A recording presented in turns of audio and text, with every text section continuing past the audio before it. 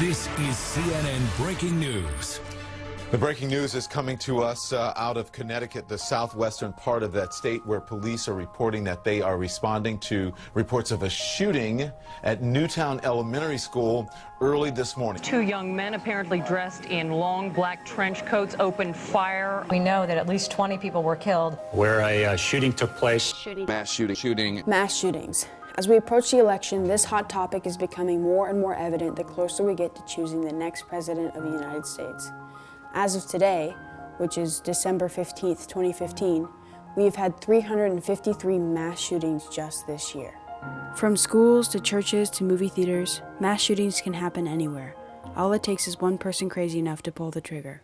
In my family, I have two close relatives who are direct witnesses and survivors of mass shootings. One barely escaping from a movie theater in Aurora, Colorado, and the other still suffering from PTSD because two boys at Columbine High School thought guns would solve their problems.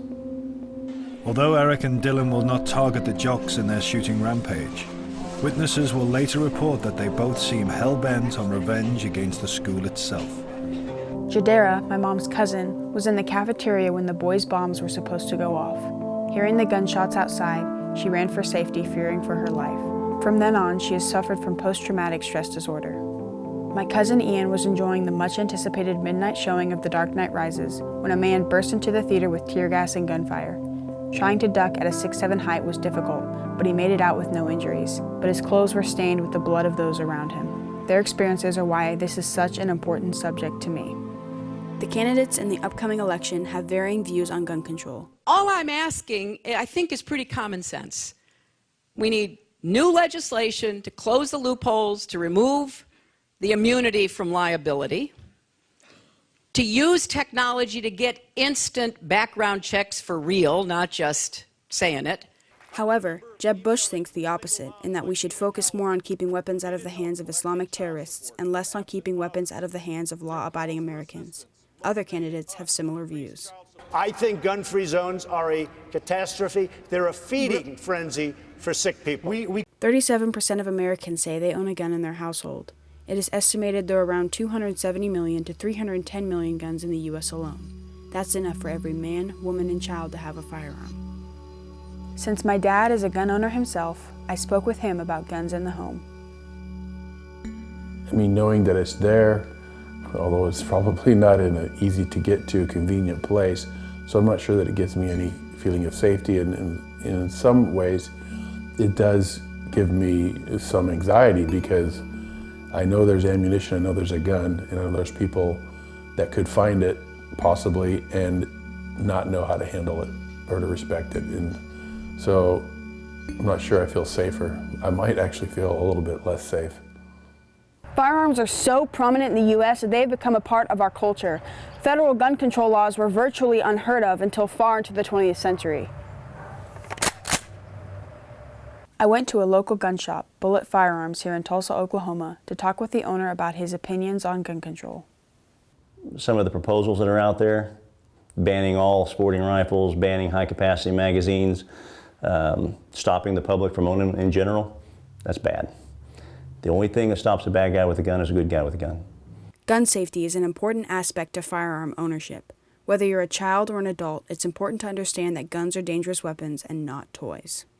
You start people at a young age, you start kids at a young age, you teach them what's safe, how to safely handle a handgun or a rifle or whatever the case may be. I taught my kids when they were 2 and 3 years old. It's very important at a very young age to be able to teach them the safety of how to handle handguns or rifles and how to stay away from them and what not to do with them. It's the uneducated that don't know where the accidents occurred. With all these guns, there have to be some restrictions, right? It's 1791. The Bill of Rights finally gains ratification.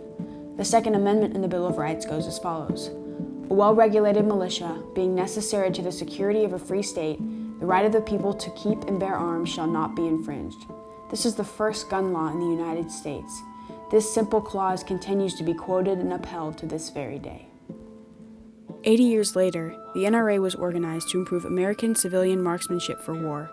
From then on, regulations and restrictions limiting the use of guns in everyday life became more and more common. Buying a gun today is definitely not as easy as it was back then. With wait times and background checks, many Americans are finding it harder and harder to get their hands on firearms. It's interesting to see the consequences of gun laws in recent years. States like Massachusetts and New York, with some of the strictest gun laws in the U.S., have 3 to 4 gun deaths per 100,000 residents per year, while states like Alaska and Louisiana that have more lenient gun laws have significantly more gun deaths with more than 19 per 100,000 residents. When buying handguns became easier in Missouri, there was a 25% rise in the firearm homicide rate, and as Connecticut passed further restrictions on handgun purchases, gun homicides fell by 40%. One of the biggest issues people have with gun control is limiting the use of guns for sport like hunting. In 2011, 13.7 million Americans went hunting. That adds up to about 6% of the population that are over 16 years old. We were able to pass this and still respect the hunting traditions of people who live in our rural areas. And we did it, Anderson, by leading with principle, not by pandering to the NRA and backing down to the NRA. With so many hunters in the U.S., guns are a vital aspect to this pastime, so it's no doubt that people want to keep their guns. But choosing between recreational hunting and preventing gun violence seems like common sense. With Barack Obama as president, we have seen time and time again him speaking about what needs to be done about firearm violence. The crimes he has seen as president have led to his breaking point. Every time I think about those kids, it gets me mad. President Obama has said, we're going to have to come together and take meaningful action to prevent tragedies like this, regardless of the politics. The next president of the United States has to go into the election with a similar state of mind if we want to see change happen about gun control. This means establishing gun safety, mental health treatment, and enforcing sensible gun laws to keep citizens safe. The only way to do this, however, is to keep talking about it.